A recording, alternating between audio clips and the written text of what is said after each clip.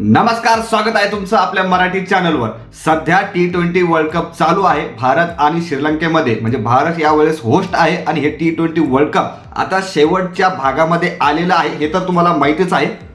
बात तो सही है। तर काल एक अत्यंत महत्त्वाची गोष्ट घडली, जी की शिक्कामोर्तब आधीच झालेला होता। कारण भिकारी हे एकदमच आशा धरून बसले होते की आपण सेमीफायनल मध्ये जाऊ, परंतु भिकारी अर्थातच पाकिस्तान हे T20 वर्ल्ड कपच्या स्पर्धेमधून काल ऑफिशियली बाहेर झालेला आहे। शिक्कामोर्तब त्या गोष्टीला झालेला आहे। भरपूर काही गोष्टी रंगल्या होत्या की श्रीलंकेसोबत त्यांची मॅच होती तर ते श्रीलंकेला हरवतील म्हणजे चांगल्या मार्जिनने हरवतील। रन रेटचा फरक होता, कारण भिकारी तर तसे डायरेक्टली जाणार नव्हते आणि त्यामुळे भरपूर समीकरण हे जुळवण्यात आले होते। परंतु शेवटी अखेर जो शिक्कामोर्तब झालेला आहे, अत्यंत आनंदाची बातमी म्हणजे भिकारी हे स्पर्धेबाहेर गेलेले आहे। इतनी खुशी मुझे। आणि तसेच आज सुद्धा अत्यंत महत्त्वाची मॅच आहे, भारत आणि वेस्ट इंडिजची मॅच आहे। जो जिंकेल तो सेमीफायनल मध्ये जाणार, हे शिक्कामोर्तब होणार। तर नक्कीच वेगवेगळ्या गोष्टींवर चर्चा करूया। त्यामुळेच म्हणतो, अजूनही चॅनल सबस्क्राईब केले नसेल तर एकदा नक्की करा। चला पुढे बोलूया।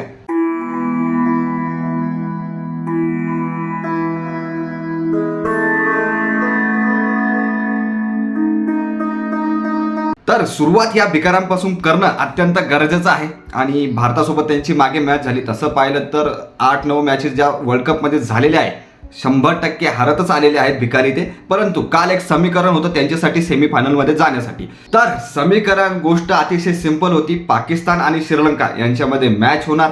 पाकिस्ताननं श्रीलंकेला हरवावं, फक्त हरून चालणार नाही, तर एक स्ट्राईक रेट होता त्यानुसार हरवावं लागेल आणि सेमीफायनलमध्ये जागा मिळणार। जर तसं झालं नाही तर न्यूझीलंड हे ऑटोमॅटिकली सेमीफायनलमध्ये जाणार, असं एक प्रकारचं समीकरण आपण पकडूया। तर आता पहिली बॅटिंग ही भिकाऱ्यांची झाली। भिकाऱ्यांनी 213 रन काढले। तर आता समीकरण हे अत्यंत सोपं। श्रीलंकेनं 147 रन काढायचे, 147 रन काढले, न्यूझीलंड हे सेमीफायनलमध्ये जाणार। भिकाऱ्यांना पण सोपं समीकरण होतं की 147 रनाच्या आत श्रीलंकेला थांबवणे, हे आता टार्गेट होतं। तर श्रीलंकेनं 147 रन पार केले। 16 ओव्हरमध्ये 147 रन त्यांनी पार केले आणि भिकाऱ्यांना सेमीफायनलच्या बाहेर हाकललं। तर हे झालं ब्रेकिंग न्यूज एक प्रकारे की भिकारी हे सेमीफायनलच्या बाहेर गेलेले आहेत।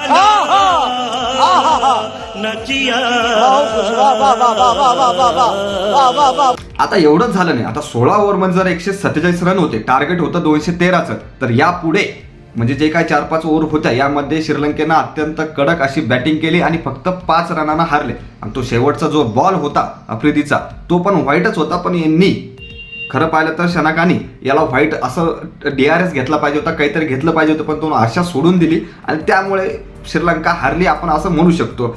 त्याच ओव्हरमध्ये जर आपण पाहिलं तर लगातार 3 सिक्स हे शनाकाने आफ्रिदीला मारले। म्हणजे त्यांचा जो मेन बॉलर म्हणतात त्याला लगातार 3 सिक्स मारले। शेवटची ओव्हर जवळपास 21-22 रनाची गेली होती आणि अशा प्रकारे पाहिलं तर श्रीलंका ही अगदी 5 रनानंच हारली। तसं पाहिलं तर सुरुवातीला म्हणजे 2-3 विकेट हे अत्यंत लवकर जाताना आपल्याला दिसल्या श्रीलंकेच्या, पण मध्ये शनका किंवा रत्नायके अत्यंत कडक बॅटिंग करताना आपल्याला दिसले। कडक त्यांनी बॅटिंग केली आणि त्यामुळेच न्यूझीलंड ही सेमीफायनलमध्ये गेली। भिकाऱ्यांना त्यांनी एक प्रकारे हरवलंच आपण असं म्हणू शकतो। आता वळूया आजच्या मॅचकडे। भारत आणि वेस्ट इंडिज सिंपल समीकरण आहे, जो जिंकल तो सेमीफायनलमध्येच जाणार। यामध्ये काहीच रन रेट वगैरे बाकीची काहीही गोष्ट नाहीये। आता यामध्ये काही बदल करणार का? आता जसं आपण बघितलं मागच्या वेळेस संजूला त्यांनी परत आणलं, आता परत काही चेंजेस करणार का, सेम टीम ठेवणार, हे पाहणं महत्त्वाचं ठरणार आहे।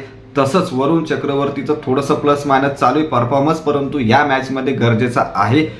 सुपर हिटर हे वेस्ट इंडिजमध्ये आहे नक्की, परंतु भारत आरामशीर जिंकणार अशी आशा आहे, कारण मागची मॅच ही न्यूझीलंडने त्याला हरवली आहे वेस्ट इंडिजला।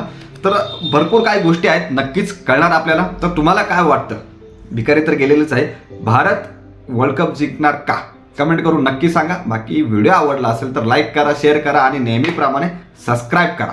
धन्यवाद।